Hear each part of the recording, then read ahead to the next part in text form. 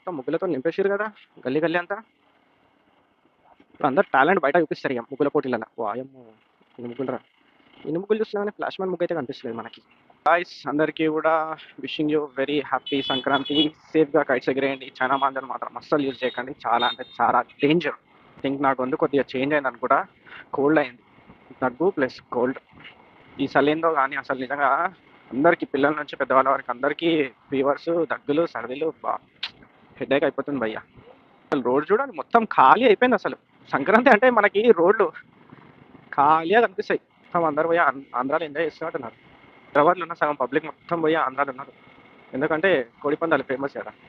మన దగ్గరనేమో కైట్స్ అప్పట్లో ఉండే మంచి ఎంజాయ్మెంట్, మనకి ఇప్పుడు అంత లేదు.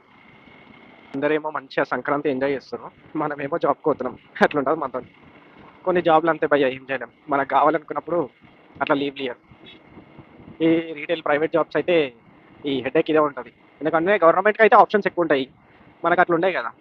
కంపెనీ వాళ్ళు కావాలని 365 డేస్ ఓపెన్ చేస్తారు. ఇక మనకు కావాలన్నప్పుడు అందరికి ఇయ్యరు కదా. సపోజ్ ఒక స్టోర్లో ఒక 10 మంది ఉన్నారు అనుకో, అందరైతే లీవ్ తీసుకోలేరు కదా. ఏదో జస్ట్ ఒకరికో ఇద్దరికో లేదా ముగ్గురికో ఇస్తారు మ్యాక్సిమం, మిగతా మంది ఉండాల్సి వస్తాయి కదా. అట్లా మనకు కూడా ఈసారి వీక్ ఆఫ్లు సెలబ్రేషన్లు ఏం లేవు. మంచిగా డ్యూటీకి వెళ్ళి హాయిగా టైంని తన్నేయాలి. నిజంగా ఇట్లా ప్రైవేట్ అండ్ రీటైల్లో ఇట్లా మనకు కావాలన్నప్పుడు లీవ్స్ ఇవ్వరు. నాకు తెలిసి నాలాంటి వాళ్ళు చాలా మంది ఉన్నట్టున్నారు ఇట్లా జాబ్ చేసుకుంటా. పాపం వాళ్ళు కావాలన్నప్పుడు మనకి లీవ్ దొరకదు కదా. సో అట్లా మనం కూడా అంతే, కొన్ని అయిపోతాయి అంతే, ఏం చేయలేం. ఏముంది అదే సంక్రాంతి. ఇప్పుడు 3 డేస్ సెలబ్రేషన్ ఉంటుంది, తర్వాత ఆఫ్టర్ సంక్రాంతి కూడా ఎగిరేద్దాం. దాన్ని ఏముంది, మనం కావాలన్నప్పుడు ఎప్పుడైనా ఎగరేసుకోవచ్చు.